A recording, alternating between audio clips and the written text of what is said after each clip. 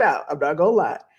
But tonight, here's what we're talking about tonight. Tonight, we're talking about crafting your career story. I got my laptop, so I'm looking over here.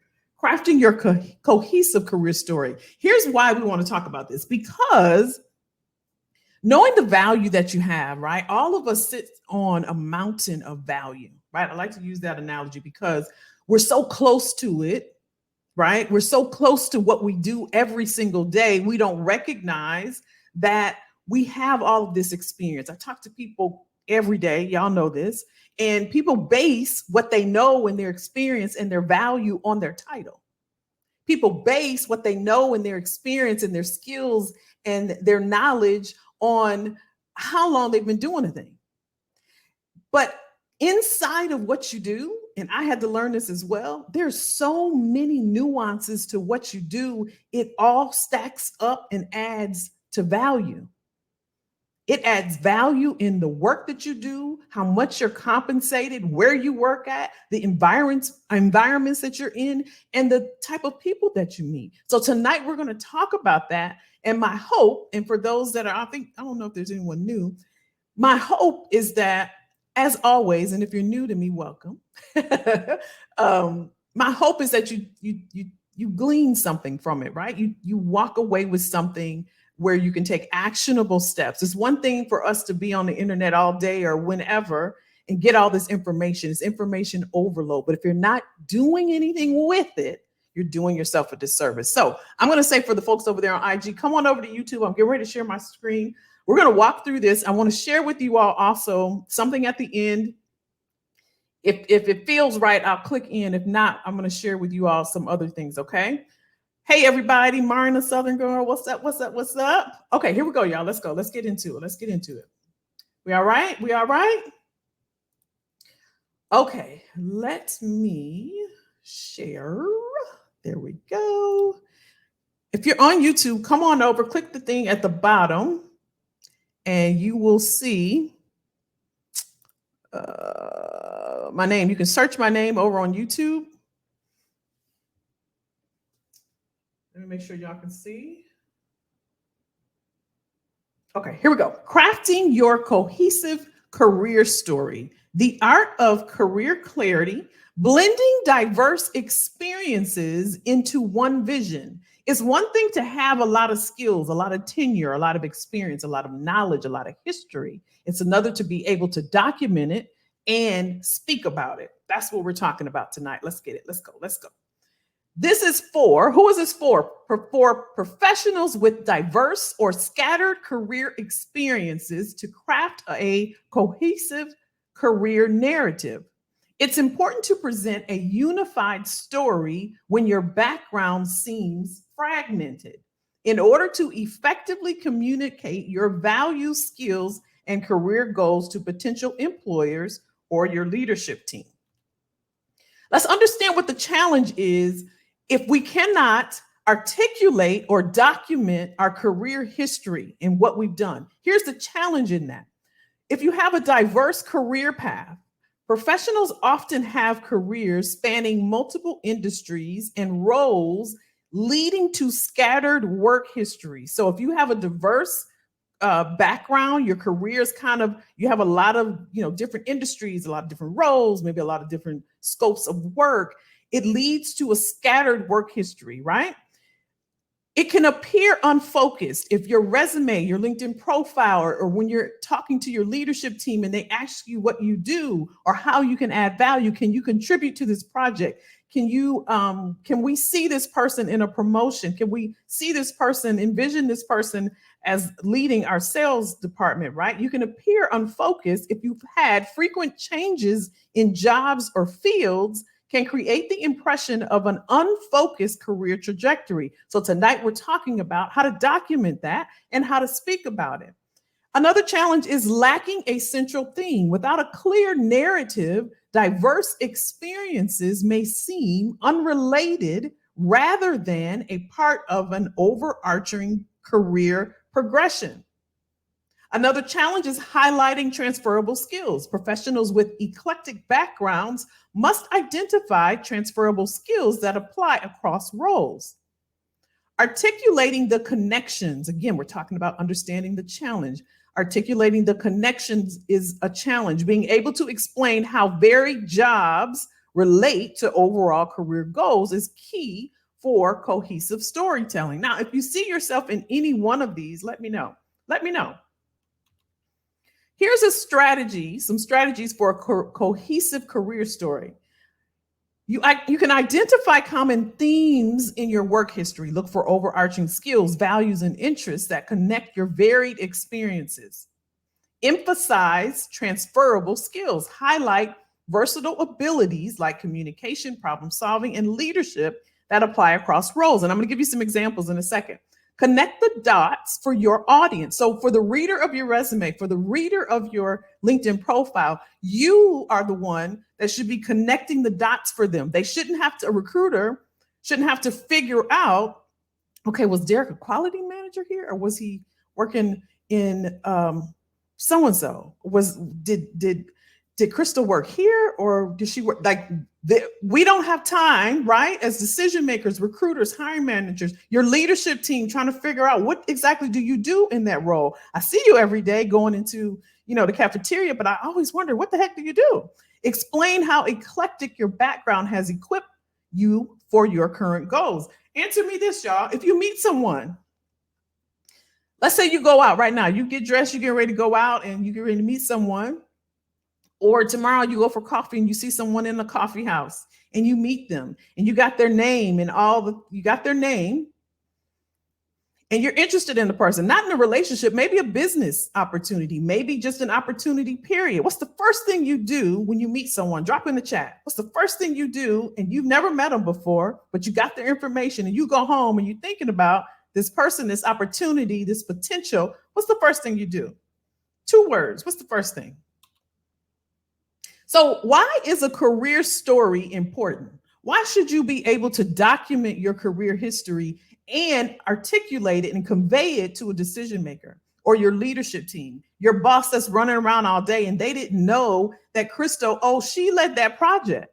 Why should you be able to articulate that to them? Performance reviews are coming up, right? First quarter next year. Before you get in there, are you able to articulate to your leadership team before you get in there, right? Now's the time for them to realize what your value is, because by the time you get in that office and they tell you what your rating is and what your increase is going to be, it's already solidified. It's no need in really trying to fight for, well, I did this and I did this and here's what I contributed and here's the value that I brought and I've led this and I've done this. At that point, they've already divvied up the money. They've already decided who gets what. They know what the bonus is. So now is the time to be sharing with them the value, everything you've contributed, everything you've done. So this is why a career story is important. Career advancement. Clear career narratives help in obtaining promotions or transitioning to roles of greater responsibility. A well-articulated story demonstrates a trajectory of growth and readiness for more complex challenges. Job security. In an age where job longevity can be uncertain, a clear and compelling career story can enhance job security by showcasing the unique value and versatility of a professional brings to the organization. So why is a career story important? Professional branding. As the workforce becomes more competitive, a strong personal brand is essential. Clarity in one's career story enhances personal branding, setting professionals apart in the job market. Networking. Clear career stories make networking more effective, as peers and industry leaders can easily understand and remember the professional's background and expertise. Remember that coffee house where we met that person and they have an opportunity for us, right? They're going to do what? Who put it in the chat? Who put it in the chat? What are they going to do? They're going to look you up, right? They're going to look you up to see who you are. So having a clear and concise career story when you talk to them, because they're going to say, what do you do? Adaptability to change, the ability to clearly articulate past career changes demonstrates adaptability, a highly valued trait in the face of technological disruptions and economic fluctuations. It's one thing to say that I was working here and then I moved here and it was only 6 months. If you can't articulate that there was a merger, there was an acquisition, but here's the value that I was able to contribute while I was there. And as a matter of fact, what I left is now being also utilized in this brand new company. If you can't articulate, it just looks like you were there for a short period of time. That's a difference. In essence, for midlife corporate professionals, having a clear and coherent career story is not just about reflecting on the past. It's a strategic tool for navigating the present and shaping the future of their careers. So it's not just about bullet points of where you worked. We don't want a history lesson. We want to talk to someone that has value to add. Okay? Documenting your worth, the art of showcasing your career value. Now, if you're on IG, come on over to YouTube.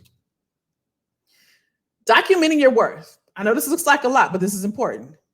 Seasoned professionals, hear me clearly now, seasoned professionals possess this is your rich tapestry of experiences, this blue ribbon right here. This is what I want you to think about as your career history of experiences and skills that can only be effectively communicated through a well-crafted career chronicle. This documentation, your resume, your LinkedIn profile, is a robust defense against ageism, serving not only to validate your enduring expertise, but also to spotlight your adaptability and contemporary skills in a rapidly evolving job landscape. Moreover, as many midlife professionals embark on career reinvention or pivots, a clear and cohesive career story becomes the thread. This is your thread that weaves past roles into a forward-looking career vision. Everybody should be forward-looking. It provides a framework that logically connects their diverse experiences, demonstrating intentionality and strategic planning in their career progression. This is crucial when negotiating new roles or promotions, where the ability to articulate a lifetime of relevant achievements can significantly tip the scale. Significantly, y'all. Remember, we just said a mountain of value that each of you have. Additionally, for midlife professionals considering their legacy, a documented career story is invaluable.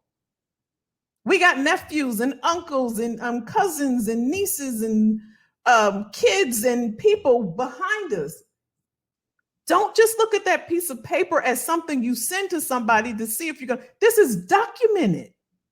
It serves as a rich repository for mentoring, enabling them to guide emerging talent with concrete examples of career success and resilience.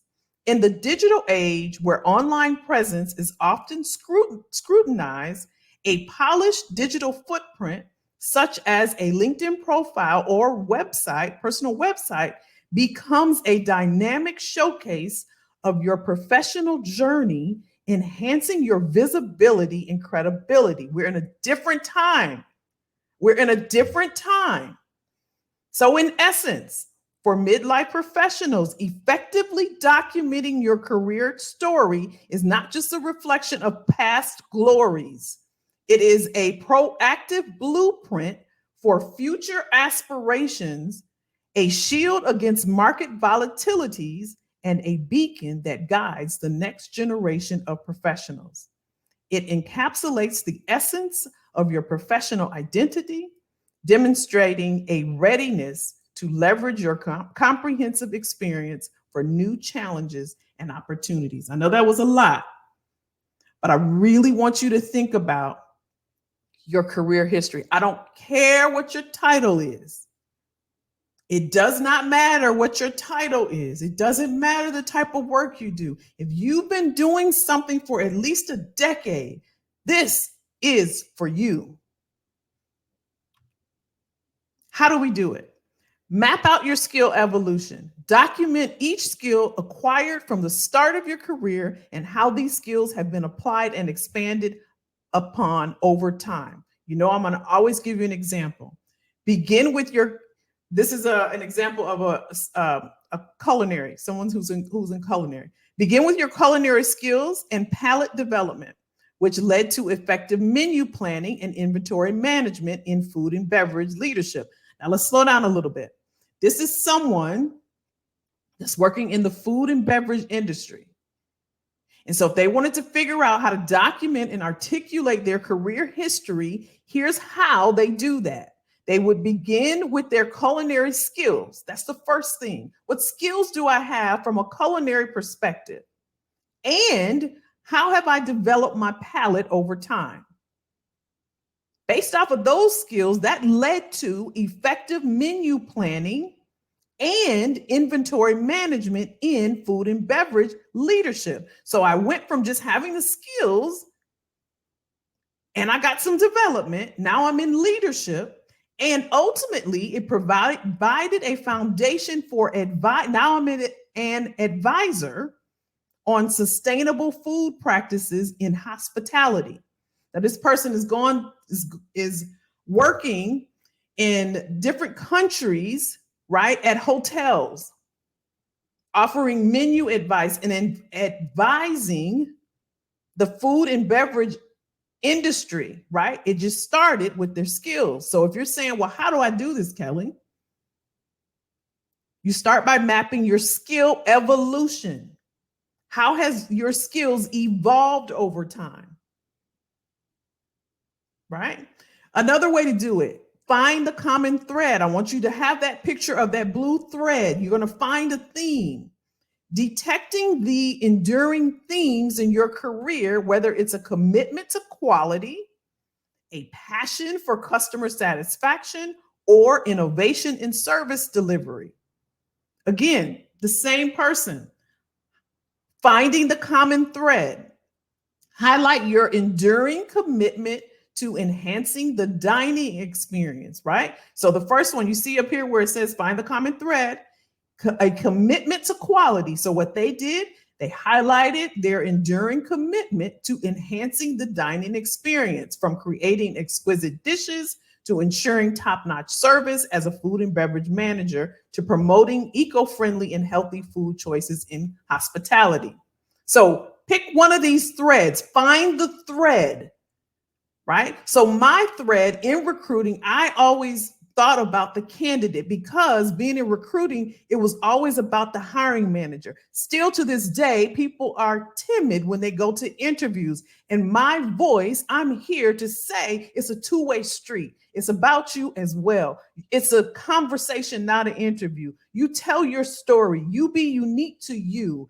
I'm here to say that. That's my thread. I've done that since the beginning of the recruiting because of what I saw and everywhere that I worked. I didn't like when people came in there and they were scared to talk to hiring managers. I didn't like that hiring managers and decision makers would abuse their authority. I didn't like that. So my theme is, I didn't study recruiting based off of the resume or the Ivy League college. I wanted to talk to the person and I wanted to know, what is your motivation for wanting this job? Why do you want to get promoted? What's your motivation? Right? And I didn't learn that until I started working at Bank of America 5 years into my career. And they taught me, because they learned from Walt Disney, that Walt Disney had something called the Walt Disney spirit. They don't hire people based on resumes. They hire people based on the spirit and how they greet the people that come to the parks. Bank of America adopted that same practice. And from that day on, when I start talking to candidates and decision makers, that's what I advocated for. I educated my hiring managers. No, they don't have a degree, but here's what they do have. And this person, although they have the degree and they have the skills, they're not going to stay. This person is hungry. They want this job. What is your theme? What is your theme throughout your career? Y'all with me? The last how to craft your elevator pitch. Summarize your career path and expertise in a concise statement that can be shared in networking situations or interviews. I had someone, I told you all last week, I had a client that said one of her peers, one of her coworkers said, hey, let's connect on LinkedIn. Send me your link. She was so embarrassed. That's why she reached out. Kelly, redo this for me. I don't want anybody looking at it. At any time, you all, and I'm going to share something with you in a minute, where you want to get this updated. You want to have a polished professional look. This is your business card. This is your first introduction, your first impression. What are they going to think about you? What do you want them to know about you? Example, I'm a former chef and food service manager who's now channeling a passion for culinary excellence and sustainability into consultancy. Now I help hospitality businesses innovate their offering while respecting our planet, right? So this is the how-to, right? When it comes to documenting and articulating your value. Y'all with me? Let's keep going. Here's mastering the art of value articulation. So I'm talking to my boss. I know, Kelly reminded me about performance reviews coming up in March. I don't want to wait till March and sit in that office and they tell me, they give me feedback. They're real nice to me. They put it on the face and then I get a 2%, right? I want to talk to them now to make sure that they know that I worked on that project. I want them to know that although I don't have the title, I managed that entire thing. Right? Being able to articulate your value to leadership or for a new role is essential because it demonstrates your understanding of how your contributions align with the broader goals of the organization or the specific requirements of a new position. It also shows that you are self-aware and strategic about your career development. Too many of us have let our careers fall by the wayside. We haven't taken care of it. We haven't nurtured it. And that's the reason why it hasn't evolved. That's the reason why some of us haven't gotten to the 6 figures. That's the reason why we don't get the tap on the shoulder, because we haven't taken care of our careers. This is why it's important to be able to articulate your value. When it comes to alignment with your organizational goals, what is your organization working on? Expressing your value in terms that resonate with leadership shows that you are not just working in a role, but actively contributing to the mission and vision of the company. Can you articulate that to your company? I know we have a goal to automate our inventory management. Here's what I'm doing to help with that. Here's something that I found. Here's some research for our department to help because we collaborate with this department. Differentiation in a competitive job market or within an organization, clearly articulating your unique contributions can set you apart from others because everybody else is going to work, putting their head down, doing work as routine and leaving. We are in a disruptive age, you all. AI is here. It's not going anywhere. Advocacy. It's time. Now's the time. We don't want to wait. We don't want to wait. By effectively communicating your value, you're advocating for your career progression, which could lead to promotions, raises, or increased responsibilities. Confidence. It demonstrates confidence in your abilities, which is a key leadership trait.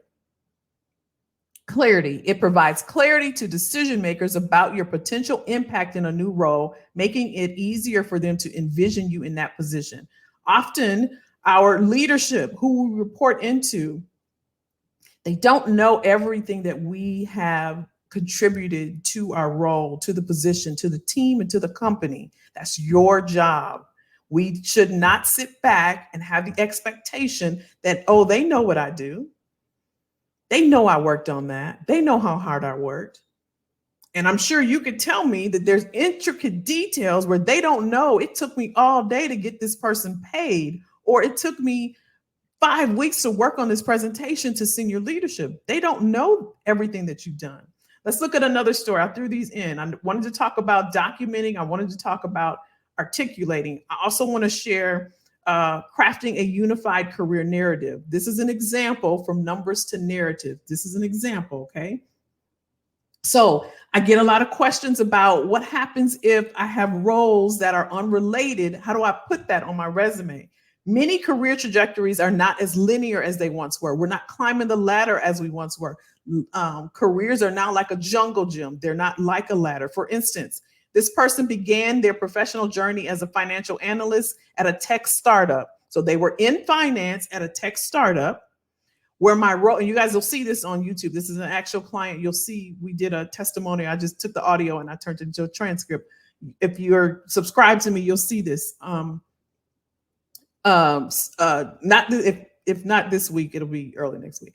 My role unexpectedly evolved to include leading team building sessions and spearheading community outreach programs. So they were financial analysts in a tech startup.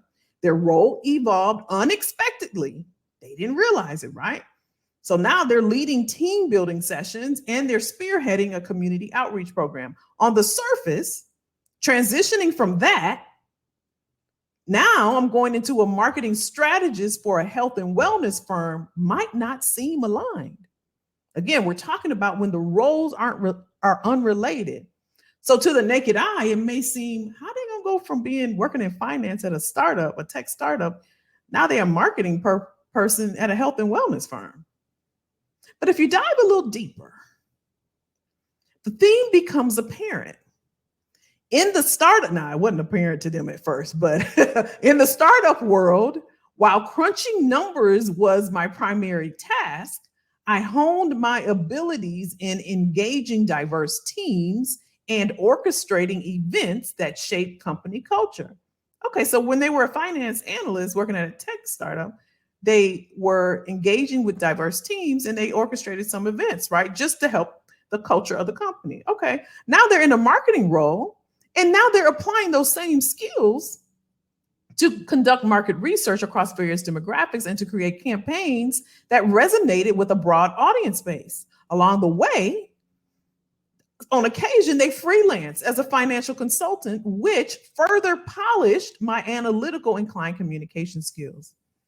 Now, my resume and LinkedIn profile showcase my expertise in team engagement, market analysis, and strategic communication. I'm gonna pause for a second.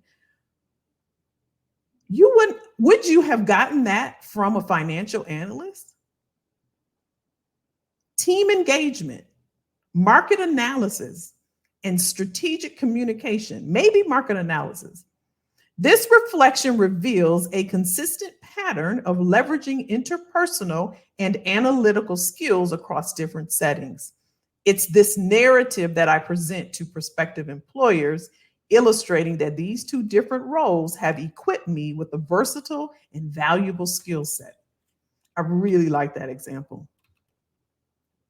Let's look at one more. Mastering the art of communicating transferable skills. I get this question also about transferable skills.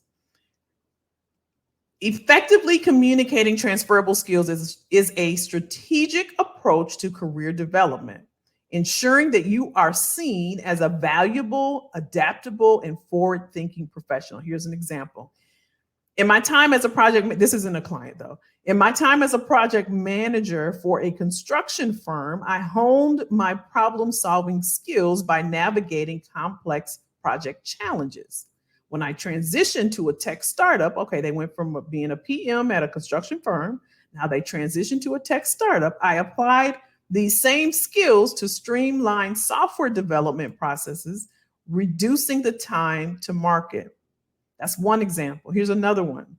As a sales rep, I developed strong communication skills that were crucial for negotiating deals and building customer relationships. Later, as an HR manager, I used these same communication skills to mediate conflicts and facilitate company-wide trainings. Last one, during my tenure as an event coordinator, I led cross-functional teams to execute successful events. These leadership experiences were invaluable when I moved into a role as an operations manager, where I oversaw a large team and improved operational efficiencies. What we think? Any aha moments? Let me see where y'all at. What we think? What's up, Stace? What's up, y'all? What y'all think? Listen, Being able to articulate your value, you all, is more than going for another job. You have to be able to do that where you work. You have to be able to do that just in general, right? There was an announcement. Let me share this. Let me share this announcement. Did y'all see this? This happened this week. We're going to talk about this, okay? Did y'all see this? November 5th, LinkedIn crosses 1 billion members. That's billion with a B. How many of you can get in front of 1 billion people without leaving your home? Even if you left your home, could you get in front of 1 billion people? Microsoft's business-focused social network, LinkedIn, has announced that it has reached more than 1 billion members and is adding more AI features for paying users. The company added that some 80% of recent members are signing up from outside the US. Crossing the billion user mark makes LinkedIn a leading social media platform, rivaling other giants such as Meta platforms. Members can maintain a resume-like profile of their education, work experience, and professional skills on the platform, which has a free tier of membership, but also offers subscriptions. And it goes into talking about the subscription and the tiers. There is nowhere that you can go. If you were to go to a networking event and you were to get dressed, put your clothes on, get in a car, put your face on, put your clothes on, put your name tag on. You couldn't go there and meet 1 billion people. You can get on this platform and you just read it outside the US, because we don't know what's going to happen tomorrow. But what we do know is there's an opportunity to put ourselves out there for free to 1 billion people, including the entire outside of the US, where you can set yourself up. This is called positioning yourself, posturing yourself is what they call it. And if you do it right, you hear me say this all the time, they will come to you. If you have something of value, and each person looking at me right now, you have something of value. It's recognizing what it is and doing two things: being able to document it and being able to articulate it. That's it, with a D. That's it. That's it. You can be in front of 1 billion people. And if you dig a little further in that article, more than half are decision makers. Imagine if somebody reached out and said, hey, I know you're working at so-and-so, but I got this project coming up in 2024, and you would be perfect for this. And they want to pay you $300 an hour, right? To work on this 18-month project. But these are the opportunities that gets missed if you're not positioned, right? Because it's about the environment. Where's your resume right now? On your desktop? Sitting there? It needs to be in an environment. We know that's everything, right? Being in the right environment is everything. Where there's professionals, where there's like-minded people, where there's opportunities. There's a reason why the Bible said to leave, right? To leave your parents or leave whatever, cleave to something else.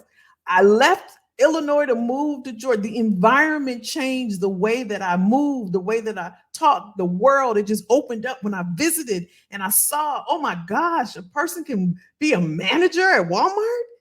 Is this real? Oh my gosh. Because it wasn't happening in the environment I was in. And it makes you sit up straight. It makes you get yourself together because, okay, bring it on. But if you're not in the right environment, that's why I like our community so much. Because if in the environment, I don't know if Stacy is on here. But yes, I see Stacy, and she was like, I love this. And I love to see people excited. Because being in an environment.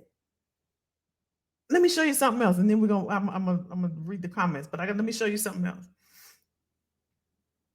Let me see. Do I want to do this now or wait? Let's do it now. Let's get it so we can just have a conversation about this. Check this out. What y'all talking about? I know I'm missing some good stuff, ain't I? Check this out, y'all. Make sure y'all can see.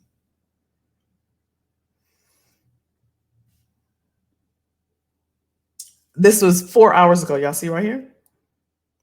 I was just reading it. I always just be reading. Listen to this. Listen. With almost all S&P 500, that's Standard & Poor, we're talking about 500 companies on the stock market. It may be one of the companies you're working at right now.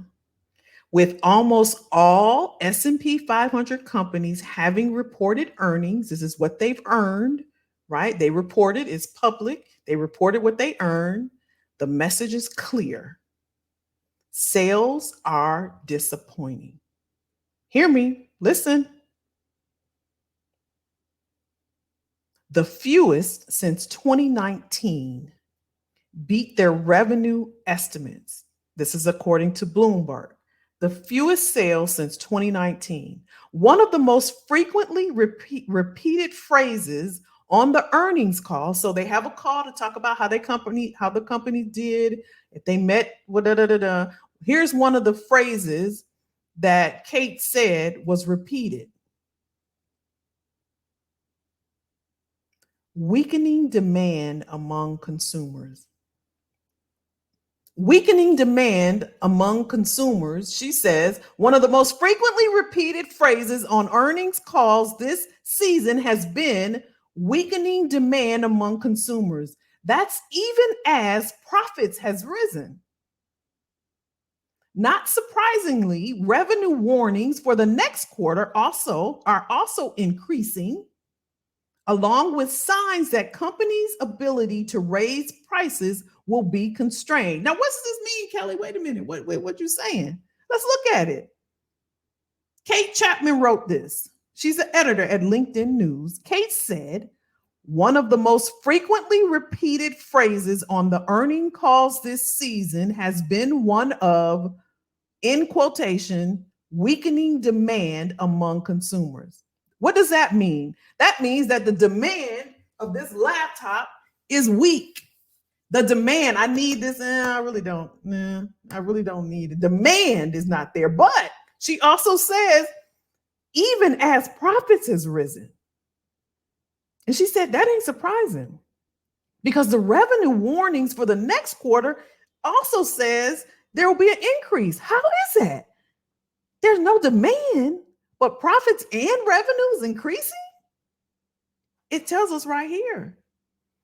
Along with the signs that companies' ability to raise prices will be constrained. So what that tells me is that, it's not a demand for this like it used to be.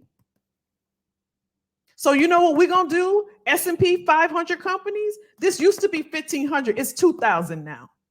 So instead of 500 people in demand for this, it's going to be probably 300 people, but they're going to pay an extra 500 people up for it.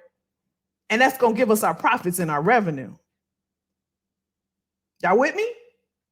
Now let's check out what Heather had to say about this. Y'all go follow Heather. Heather is a beast. Heather is a beast.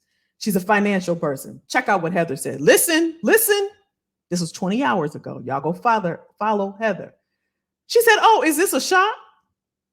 People are stressed about money. They feel overburdened and underpaid. Even multi-million-dollar CEOs think they are underpaid. That's a whole nother issue, she said. A flashpoint needs to be included in all the articles about the decline in meeting sales and projections numbers from one company to the next. Are people being paid enough? People are in debt. Did you know that in the first months of 2023, Americans have accumulated credit card balances of $1.31 trillion? This is per the Reserve Bank of New York data. She said, I'm curious about the pay structures, frequency of raises, diversity and inclusion policies, and employee bonuses in these S&P 500 companies. Where do these companies think demand begins? She said, I will let Mufasa from the Lion King explain. When we need things, we work. Our employer pays us and we buy things. And so we are all connected in the great circle of economic life. Remember that Michelle Nkandra from the Economic Policy Institute pointed out that since 1979, wages for the top 100% have skyrocketed by 160%, while the wage share for the bottom 90%, that's us, y'all, has noticeably shrunk. So, hey, this gonna go up to $2,000, but my increase for my performance review is gonna be about 2% or 1.5. Inflation already 8%. So on top of that, I'm gonna have to pay taxes on this about $8 or $9, $10. But hey, the company's making their profit, they're making their revenue. Demand may be there, but the funds are not. She said, what do you think about the weakening demand of the circle of economic life, the circle of life? What we think? What do we think? What we think about this? Listen,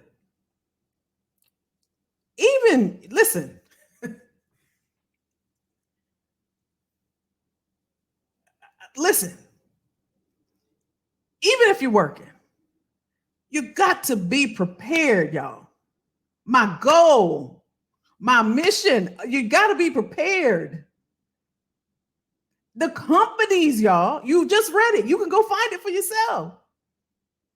They said on their earnings call to their investors, to their stockholders, to their stakeholders, they said demand is weakening.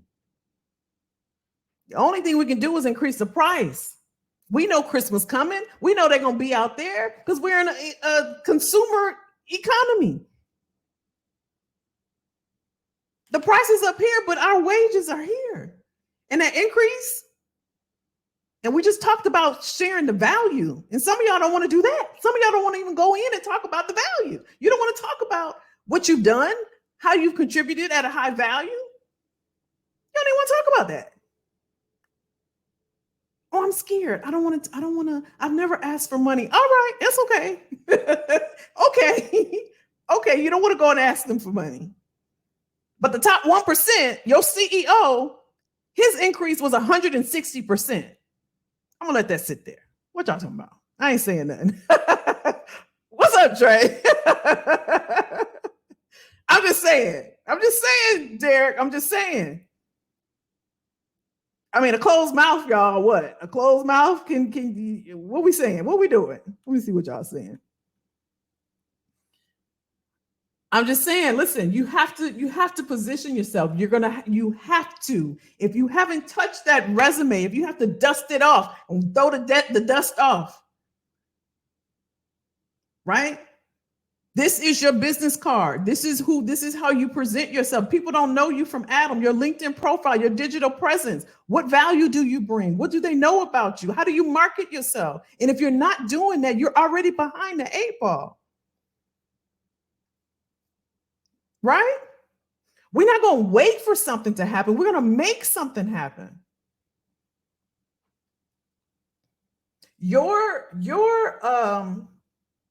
Think about your career history. For those of you that say, well, I'm not sure how to articulate it. I don't know how to document it. I don't know that I have, something of value. Think about a toy chest.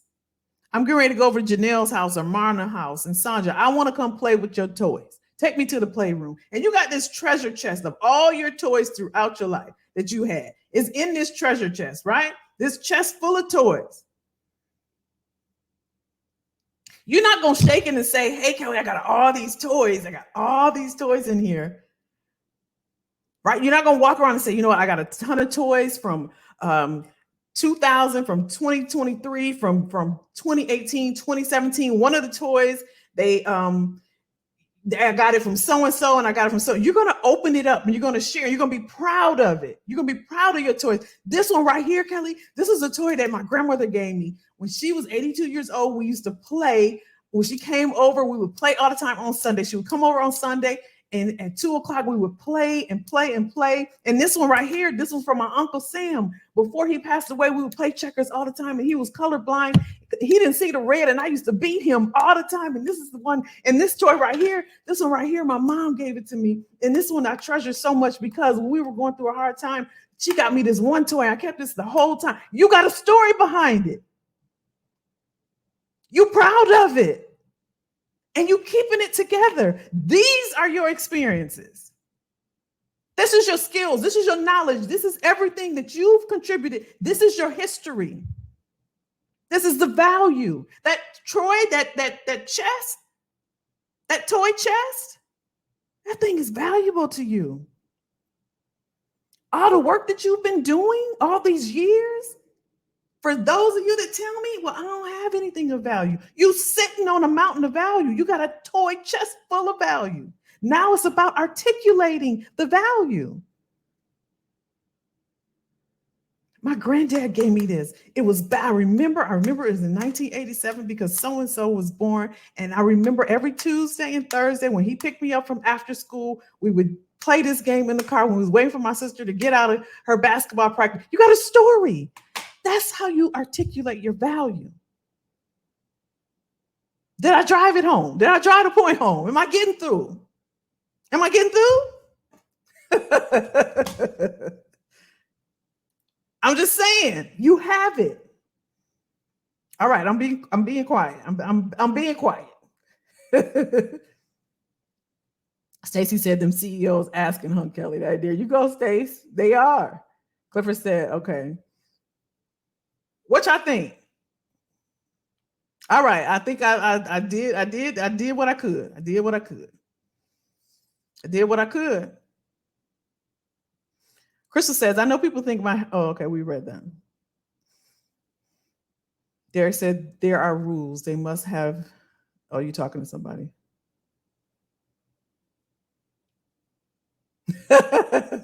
Clutch the pearls. Y'all funny. All right, was this helpful, y'all?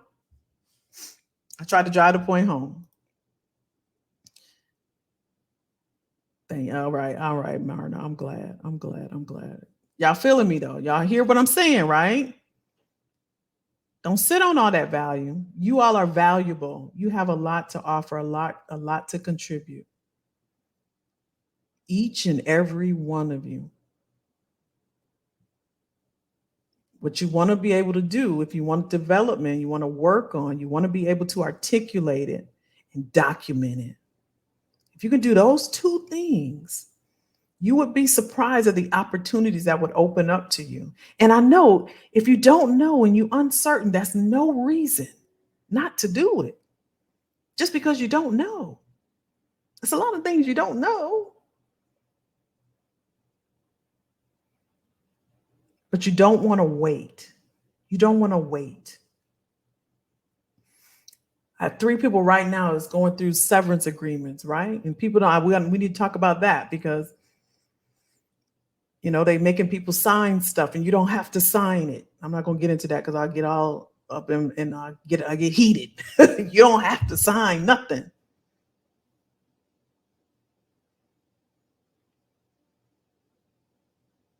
Good info? All right.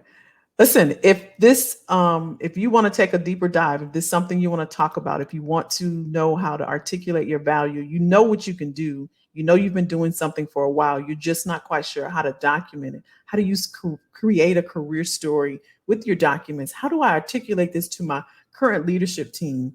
I don't want to get into a performance review and just get 1.5% or 2%. I do want to get this next promotion. I know that they're going to be doing some hiring in 2024. I know there will be elevating some people in 2024. And I want to be one of those people. I've never made 6 figures. I need to make 6 figures. Time is ticking. 2024, I need to make 6 figures. I need to have this documented. I should be able to share my resume with my boss.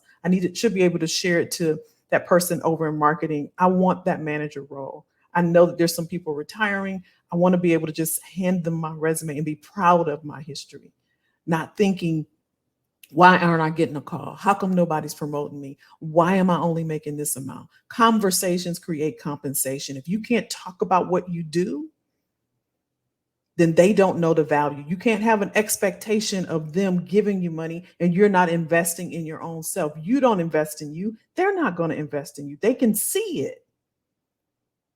Your walk will change. Your confidence will be there when you're proud to share what you do and show what you do.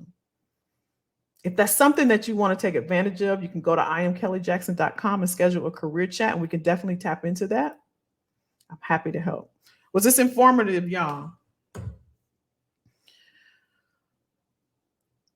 Awesome, awesome, awesome. Derek said this was a great subject to review. Sometimes we need to get another perspective. You're welcome. You're welcome. Clifford said, when you say a candidate comes off as hungry in an interview, wouldn't that come off as desperate too? Or am I interpreting? No, that's true. That's true. There's two.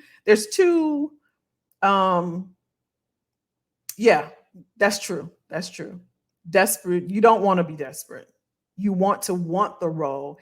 And a way to articulate, I was telling my daughter this, as a matter of fact, a way to articulate that you want something is by adding value right there in the conversation. So that's what I mean by hungry. So let me give an example. If I wanted to work for, I'll tell you, there's a girl. Did I show y'all this? I'm sure I did. Long time ago. I don't know if y'all remember. Long time ago, it was the woman who wanted to work at Airbnb. She created this whole thing and she went viral because that was her goal. She was very intentional, right? And she had a mission, she had a goal. She looked to see where they can expand in certain regions, in certain areas, certain countries. She created an entire website for herself to show what she did and all the things, right? So that's what I mean by hungry, right? I know what you mean, Clifford. That's a great point. Also, can you spell the name of the author that story you shared last? Was it the LinkedIn one? Which one? Which one, Clifford? The LinkedIn or Katie? Or what was her name? Which story? Tell me which story, and I'll give it to you. Sandra said this was very helpful. I just found out that our merit increases are tied the organization hitting fundraising goals, and they haven't. See, these are things you find out you don't think about. I remember when we found out how they divvy up things. Performance review, it's a bucket of money, and some people they like get this, people they don't like get this. I told you about the time they came, my boss came with a little smirk on his face, sat in my chair. You know, unfortunately, we're not going to be able to get him. He was so happy about it. I can see him to this day. He was so happy about it. I had no emotion. I just said, okay. I said, okay. Sandra said, this did not make me happy at all. So individual success doesn't necessarily equate to right. Oh, that's good, Sandra. That's good. That's good. That's real good. Derek is funny. Oh, the LinkedIn one? Yeah, I can tell you. It is Robert Besser, Besser. And this is bignewsnetwork.com. And the man is the person that wrote the article is Robert Besser, Bess. I can drop the link actually. Let me drop the link. You can Google 1 billion. They're talking about it all over for whatever. For LinkedIn. I don't think anybody's on IG. I'm gonna shut down. All right, y'all. Hopefully this was helpful.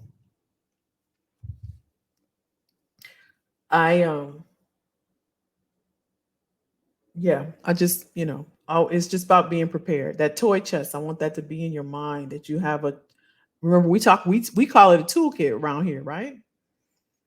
So we want to make sure inside of that we have everything that we need just in case. You always want to be prepared. Oh, Heather. Oh, you're talking about the lady. Polier. Let me see. Can I get the link to this? Here's the link. Here it is, Clifford.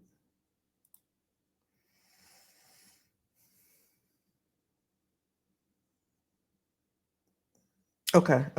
Yeah, Heather Polier. Did I miss anything? Everybody okay? All right, y'all. For those that joined, hey Ange. um, um, more what would you say, Southern Girl? More work expected to be done by less people should be factored into those numbers. That's true. That's true. Um, oh, you had to come from Facebook. Okay, you got it, Clifford. Learning how to articulate. Yeah, yeah. I'm always inspired in the community about the possibilities. Yeah. So for those that are oh, Southern Girl said, I'm grateful that your branding service articulated my abilities better than I could. I have been overwhelmed by the change and opportunity inquiries that I've received. Thank you. Y'all see? Testimonial. I ain't got to make this up. A client right there. She's been on fire. She's been on fire. And it's just her LinkedIn. She's been on fire. She can't believe it. She cannot believe it. It's really simple though, y'all. It's really simple. It's really simple. Um, Puller, Mon, I put the link right here, y'all. Yes, we do. She's a class act. Oh, y'all so sweet. Y'all so sweet.